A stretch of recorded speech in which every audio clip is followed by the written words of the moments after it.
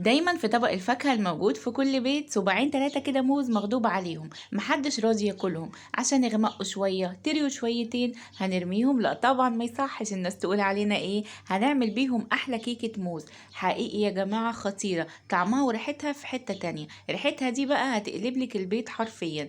هشة جدا زي ما انتوا شايفين. اعملي بقى كوباية القهوة بتاعتك او اي مشروب بتفضليه وقدميها كده جنبه واستمتعي بيها. يلا نشوف عملناها ازاي. بس اول حاجة نصلي ونسلم على رسولنا الكريم ونقول بسم الله. اول حاجة هنا هوريك ازاي بعاير الدقيق بتاعي عشان الكيكة تطلع معايا مظبوطة.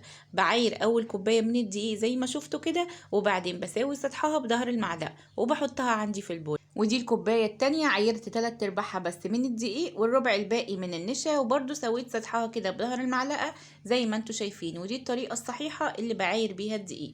هنخل بقى الدقيق بتاعي كده من خلال ما انخل عشان اضمن ان مفهوش اي تكتلات.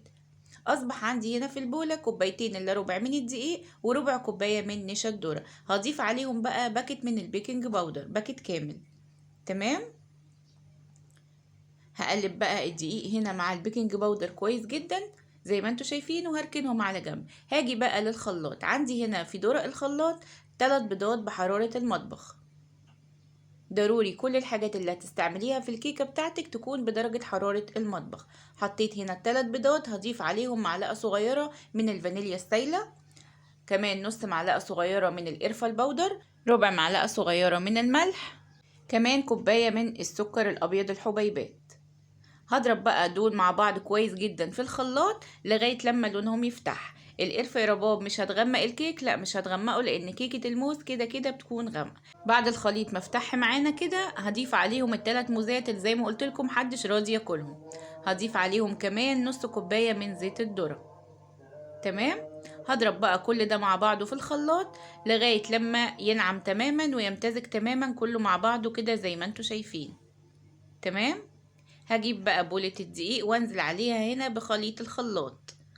تمام. هقلب بقى بالمضرب السلك كويس جدا، والتقليب يا جماعة بيبقى في اتجاه واحد كده زي ما انتوا شايفين. ريحتها وهي لسه نية حقيقي كانت حلوة جدا. هجيب بقى نص كوباية من الحليب بدرجة حرارة المطبخ برضو، وهنزل بيه على خليط الكيك اللي عندي مع التقليب المستمر برضو. تنزلي بيها مرة واحدة او بالتدريج زي كده كده كده المقدار مظبوط جدا. تمام.